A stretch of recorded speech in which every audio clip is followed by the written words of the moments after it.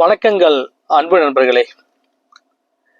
ஒரே ஒரு LIC பாலிசியில் policy எடுத்த நபருடைய மெச்சூரிட்டினா என்னங்க? பாலிசியை முழுசாக கட்டி முடிச்சதுக்கப்புறம் வர்ற அமௌண்ட். அந்த மெச்சூரிட்டி அவர் வாழ்ந்தாலும் கொடுக்கிறோம், அவர் வீழ்ந்தாலும் கொடுக்கிறோம் அப்படிங்கிறாங்க. வழக்கமாக மெச்சூரிட்டி அப்படிங்கிறது பாலிசியை முழுமையாக யார் கட்டி முடிக்கிறாங்களோ அவங்களுக்கு மட்டும்தான் வழங்கப்படும்.